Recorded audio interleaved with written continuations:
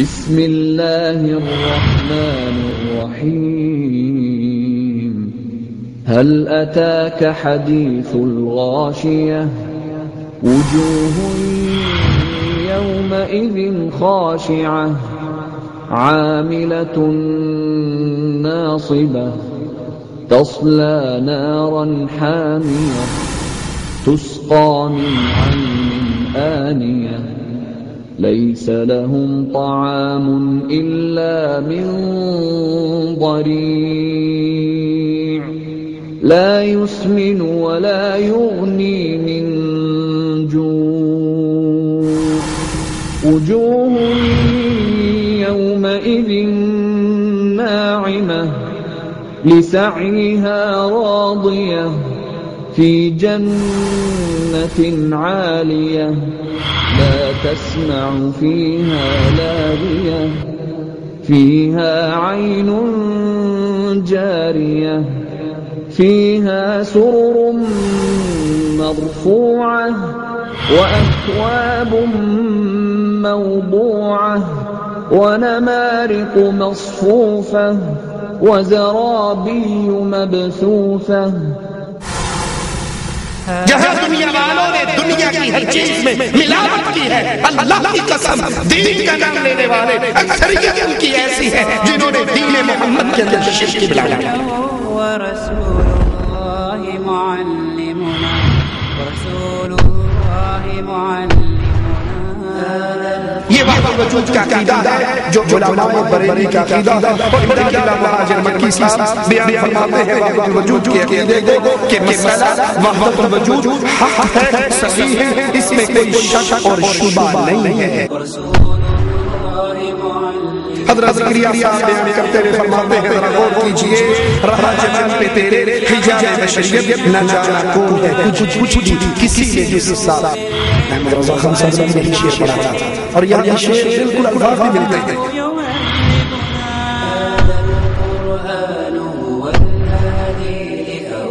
لیکن جب ہم ان دونوں علماء کی کتابوں کو ایک دوسرے سے پہلی کرتے ہیں تو جو چیز ہمیں یہاں نظر آتی ہے وہی یہاں نظر آتی ہے. کتاب اللہ يهذبنا العمل به كتاب الله يهذبنا القرآن يوحدنا لطريق الخير يوجهنا الله تعالى أنزله ورسول الله معلمنا رسول الله معلمنا. هو معجزة الله الكبرى عن سر الكون يحدثنا الله تعالى أنزله ورسول الله معلمنا. هو معجزة الله الكبرى عن سر الكون يحدثنا الله تعالى فتقاته ولا تموتن إلا وأنتم مسلمون واعتصموا بحبل الله جميعا ولا تفرقوا واذكروا نعمة الله عليكم إذ كنتم أعداء فألف بين قلوبكم فأصبحتم بنعمته إخوانا وكنتم على شفا حفرة من النار فأنقذكم منها كذلك يبين الله لكم آياته لعلكم تهتدون. محترم بھائیوں، بزرگوں، دوستوں اور قابل احترام دینی ماؤں اور بہنوں، السلام علیکم ورحمۃ اللہ وبرکاتہ. حضرات، ایک بار پھر آپ کا بھائی محمد عاقل جدید دعویٰ سینٹر حی السلامہ کے ذمہ داران کی جانب سے آپ کا، علماء کرام کا خیر مقدم کرتا ہے، خوش آمدید کہتا ہے. اللہ رب العالمین ہمارے اس اجتماع کو شرف قبولیت عطا فرمائے. آج بتاریخ 5 محرم سن 1430 ہجری مطابق 1 جنوری سن 2009 کو ہم اس عظیم الشان ہال جو سماحت شیخ عبدالعزیز بن باز رحمۃ اللہ علیہ کے نام سے منسوب ہے، اس میں جمع ہوئے ہیں۔ اللہ رب العالمین ہمارے اس اجتماع پر اپنی رحمتوں کا نزول فرمائے، ہمارے جمع ہونے کو ہمارے علم و عمل میں اضافے کا ذریعہ بنائے، حق کو سمجھ کر عمل کرنے اور باطل کو پہچان کر اس سے بچنے کی توفیق عطا فرمائے، آمین یا رب العالمین۔ آج کی یہ نشست جدہ دعویٰ سینٹر حی السلامہ کے تعاون سے منعقد کی گئی ہے۔ مملکت سعودی عرب میں اس ادارے کی جانب سے دین کی نشر و اشاعت کی نمایاں خدمات پیش کی جا رہی ہیں، اور یہ اللہ کا فضل و کرم ہے کہ سعودی عرب میں جدہ دعوت سینٹر جیسے ادارے آپ کو بستی بستی قریہ قریہ نظر آ جائیں گے۔ اللہ جزائے خیر عطا فرمائے اس مملکت کے سربراہوں کو، جن کی کاوشوں کے نتیجے میں اہل توحید ہی نہیں بلکہ غیر بھی امن و سکون سے زندگی گزار رہے ہیں اور اللہ کے دین کو سیکھ رہے ہیں۔ حضرات، موجودہ حالات کا اگر ہم جائزہ لیں تو مملکت سعودی عرب کی سرزمین وہ واحد زمین نظر آئے گی جہاں فتنے دوسرے ممالک کے مقابل نہ ہونے کے برابر ہیں۔ خاص طور پر دین کے نام پر یہاں اللہ کے فضل و کرم سے علماء کرام خالص کتاب و سنت پیش کرتے ہیں، ورنہ معاف کیجیے گا بر صغیر کی حالت بالکل اس سے برعکس ہے۔ اور بقول الطاف حسین حالی، وہ دین جس سے توحید پھیلی جہاں میں، ہوا جلوگر حق زمین و زماں میں، رہا شرک باقی نہ وہم و گما میں، وہ بدلا گیا آ کے ہندوستان میں۔ ہندوستان میں دین اسلام مختلف ناموں سے متعارف کرایا جاتا ہے، اور کل حزب بما لدیہم فرحون کے تحت ہر فرقہ اپنے آپ کو توحید سے منسلک بھی ظاہر کرتا ہے۔ بعض لوگ کتاب و سنت کی باتیں ضرور کرتے ہیں، لیکن ان کی دعوت خالص کتاب و سنت پر مبنی نہیں ہوتی۔ آئیں سنتے ہیں فضیلت شیخ توصیف الرحمان کو، اس تبدیلی کو، اس طرح کے دعووں کو وہ کیسے دیکھتے ہیں اور امت مسلمہ کو وہ کیا نصیحت فرمانا پسند کرتے ہیں۔ فلیتفضل فضیلت الشیخ توصیف الرحمان۔ نحمده ونصلي على رسوله الكريم۔ اعوذ بالله من الشيطان الرجيم، بسم الله الرحمن الرحيم، قل هو الله احد الله الصمد لم يلد ولم يولد ولم يكن له كفوا احد۔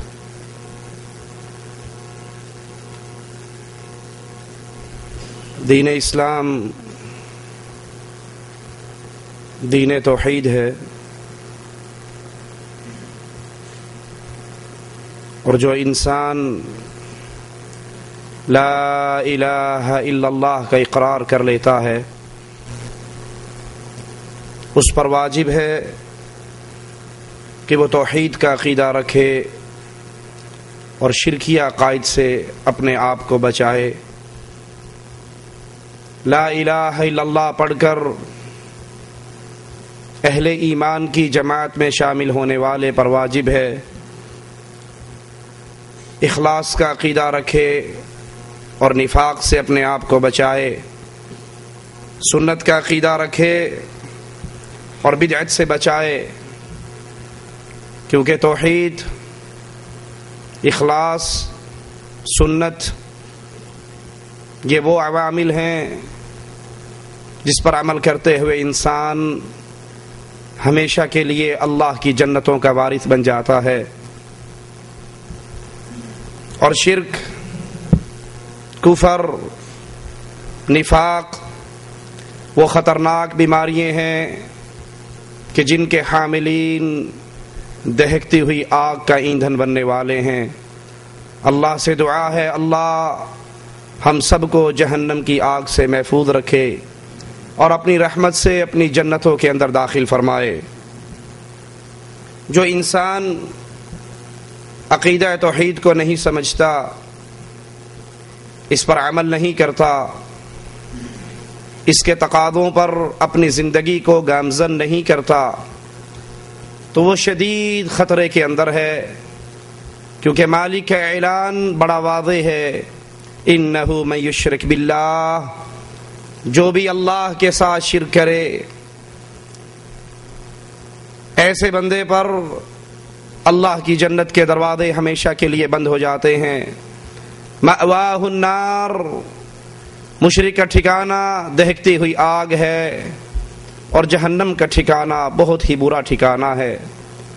اگر ایک انسان دنیا کی نگاہ میں نیک اعمال بڑی کثرت سے کرتا ہے، اس کی زندگی کو اگر آپ دیکھیں، آپ کو نمازیں نظر آئیں، روزے نظر آئیں، تہجد نظر آئے، نوافل نظر آئے، لیکن عقیدے کے معاملے میں، اللہ کی توحید کے معاملے میں وہ انسان شرکی عقائد کا حامل ہو، تو یاد کر لیجئے جس نے ایمان کو نہیں سمجھا اس کا کوئی عمل اللہ کے دربار میں قبول نہیں ہوگا۔ اللہ کی کتاب ہمیں یہ اطلاع دیتی ہے، وَمَن يَكْفُرْ بِالْإِيمَانِ فَقَدْ حَبِطَ عَمَلُهُ وَهُوَ فِي الْآخِرَةِ مِنَ الْخَاسِرِينَ۔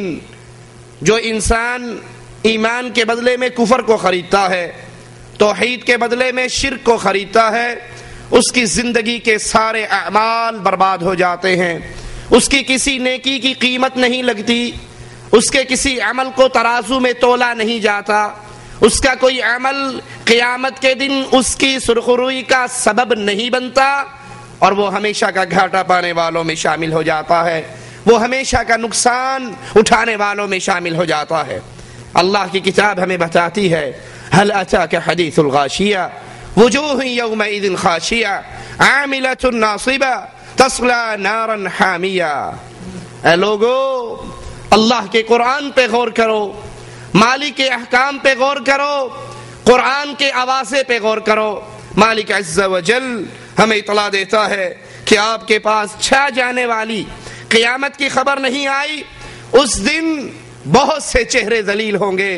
اے اللہ، تجھے تیری اسماء و صفات کا واسطہ ہے مالک، جس دن لوگوں کے چہرے ذلیل ہو رہے ہوں گے، اللہ اپنی رحمت سے ہمارے چہروں کو منور فرمانا، ہمیں ان بد نصیبوں میں شامل نہ فرمانا جن کو قیامت کی گھڑی ذلت کی گھڑی بن کے دکھائی جائے گی۔ چھا جانے والی قیامت کی خبر، اس دن بہت سے چہرے ذلیل ہوں گے، محنت کرنے والے، محنت کر کر کے تھکے ہوئے، نمازیں پڑھ کے تھکے ہوئے، روزے رکھ کے تھکے ہوئے، حج کر کے تھکے ہوئے، جہاد کر کے تھکے ہوئے، قتال کر کے تھکے ہوئے، مار کے لڑ کے تھکے ہوئے، زخموں سے چور، لیکن یہ عمل، یہ نمازیں، یہ روزے، یہ حج، یہ جہاد، یہ قتال، یہ مارکے، یہ تمام اعمال قرآن ہمیں خبر دیتا ہے، محنت کرنے والے، عاملۃ ناصبہ تصلی نارا حامیہ، دہکتی ہوئی آگ کے اندر مالک ان کو داخل فرمائے گا۔ اللہم لا تجعلنا منہم ولا معہم۔ یہ عمل برباد کیوں ہوئے؟ یہ عمل ضائع کیوں ہوئے؟ یہ عمل میزان کے اندر وزن کیوں نہ پائے؟ کیونکہ انہوں نے لا الہ الا اللہ کو جانا نہیں، سمجھا نہیں، اس کے تقاضوں کو مانا نہیں۔ اللہ کی توحید، اللہ کو اس کی ذات میں، اس کی صفات میں، اس کی عبادت میں، اس کے اختیارات میں تنہا اور یکتا مانا جائے۔ جو حق اللہ کا ہے وہ کسی اور کو نہیں دیا جا سکتا، وہ اپنی ذات میں یکتا ہے، وہ اپنی ذات میں تنہا ہے، وہ کائنات پوری کا نظام چلانے والا ہے اور تنہا پوری کائنات کا نظام چلاتا ہے۔ قل هو اللہ احد، وہ ایک ہے، وہ بے نیاز ہے، لم یلد ولم یولد، نہ اس نے کسی کو جنا ہے نہ وہ جنا گیا ہے، اور کائنات میں کوئی اس کا ہمسر، اس کا ہم پلہ نہیں ہے، اس کے برابر کا نہیں ہے۔